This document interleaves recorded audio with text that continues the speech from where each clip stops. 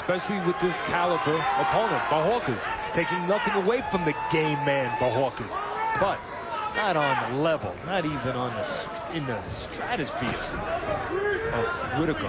Whitaker said that once he gets things going with this fight, he wants to fight only the best. A little miffed as to why Trinidad never offered him a rematch. Had a lot of respect for Trinidad. De La Hoya, same thing. He said, never offered me a rematch. They know where I am. They have my phone number. This fight is not so much up to Bojorquez. It's up to Whitaker. What Whitaker has left at 37 years of age, after 44 fights, and after a 2-year layoff.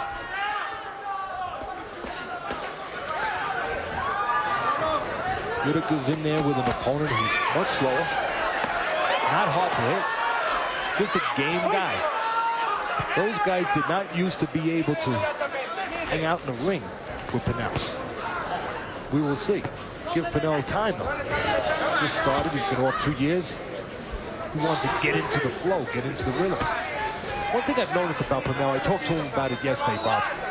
And since he's the last few years when he hasn't been, maybe arguably not the prime Whitaker, although he has been in there with top guys, let's not forget that. The guys he's lost to have been the best fighters in boxing. Guys like De La Hoya, which a lot of people could argue that he didn't lose that fight. You know, when you look at his record, he had the draw against Chavez, in which you could say he was robbed. He had the loss to Ramirez in '88, which he was robbed. Really, you can really make, because he's only lost once, and that was to Trinidad. No doubt about it. But the last couple of years, I've noticed a change, and I talked to him about that yesterday. I noticed that when people have been talking that he's not the same Whitaker, I noticed that he's changed his style, and you see it now. He's become more aggressive. That's not the Pernell Whitaker that was one of the greatest lightweight champions of all time, and one of the most consistent, if not the most consistent fighter of the last 15 years. That Whitaker was a counterpuncher, a real good boxer, a defensive whiz like Ozzie Smith from the St. Louis Cardinals. I mean, he was defense all the way. He would make you come in, make you miss, he would counter. Now he presses more. And I think he does that to try to justify to the people that he's still good. And they should still watch. You remember the name Bojorquez if you're a weekly loyalist of Friday Night Fights. We saw him a couple of times against Blaze Suarez in Las Vegas. Had a second-round stoppage and a 4-round decision. You take a look at the numbers. 10 power shots connected by Whitaker. What I was touching on in the last round, Bob, is Whitaker. We know that he's one of the great lightweights of all time, but he wasn't just that. He was one of the most consistent fighters of all time. 15 years fighting the top and beating the top. But as I said the last round, when he did that, he was a counterpuncher. He would walk guys into all kinds of traps. He'd make you miss and make you pay. His defense was as much his game as anything else. Last couple of years, when people have been saying that he's not as good as he used to be, I noticed he's pressing more. Look, he's the one coming forward, and that has not been his forte. That was not his great talent. I talked to him about it yesterday. I said, why are you doing that, Sweet Pea? Are you doing that partly because people, you have ears, you listen, you hear people saying it's not the same Whitaker, he's not as good, he's missed a step, he's missed an inch on his fastball like they say about baseball players.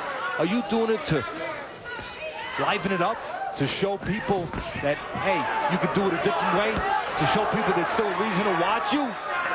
He said, yeah, I'm doing it for that, and I'm also showing I can make an adjustment. Do it a different way.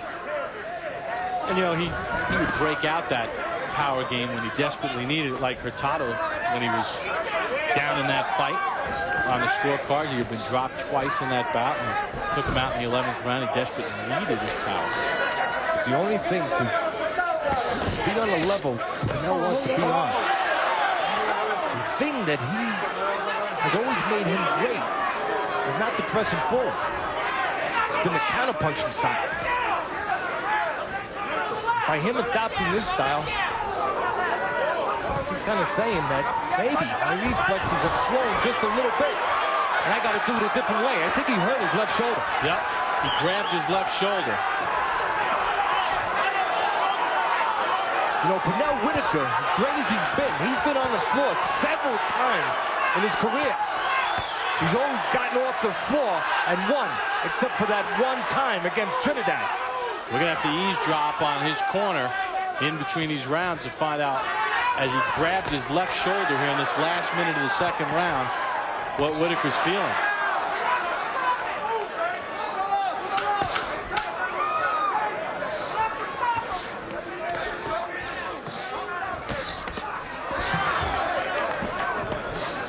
All right, ring out, come back. Hey, when you're 37 years old and you're coming back off a 2-year layoff, sometimes things start to hurt a little bit more.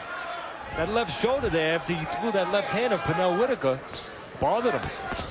We'll have to see whether or not that becomes a factor as the fight goes on. Joe Cortez, the referee, went over to Whitaker's corner, asked him if it was okay. He had the doctor look at it. Pernell said it was okay, but he kept kind of twisting it. I don't know if he pulled something or if something caught, but it looked like he was trying to loosen it up. He did throw a couple of lefts after that.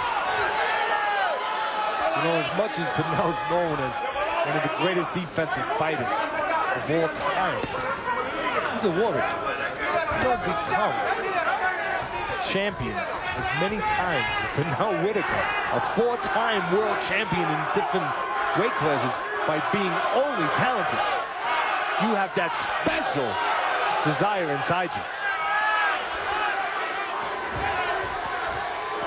But again, I think one of the questions here, Bob, people at the age of 37, Pernell being inactive, coming back, is whether or not he can be as good defensively as he used to be, with his reflexes being older, being more used.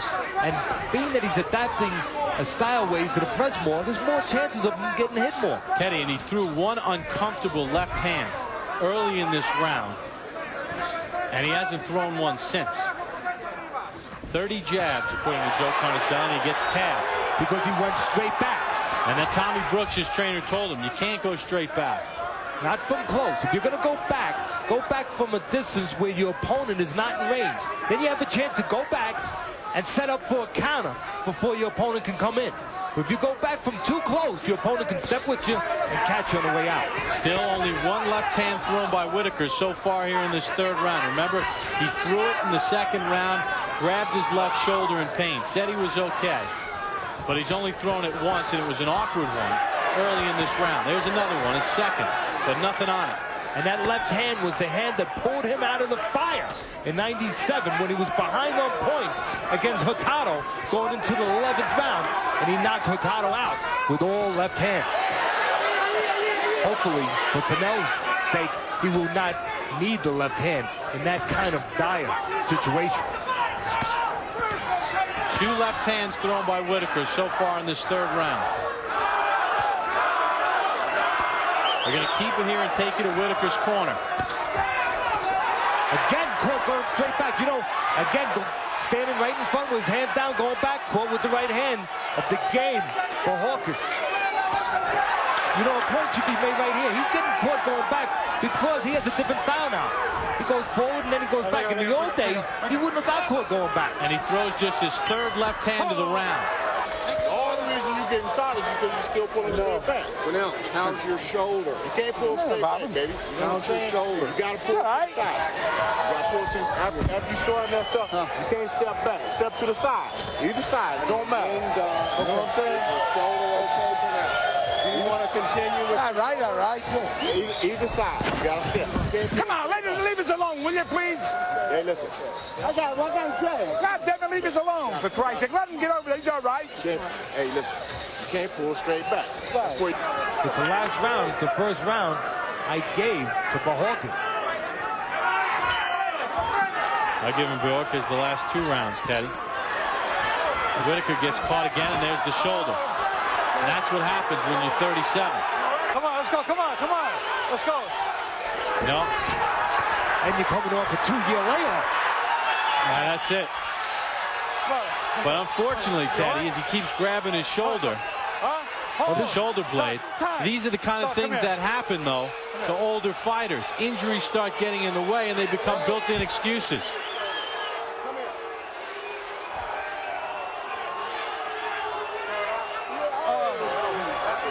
This fight's going to be stopped. It is stopped. Whitaker can't go on.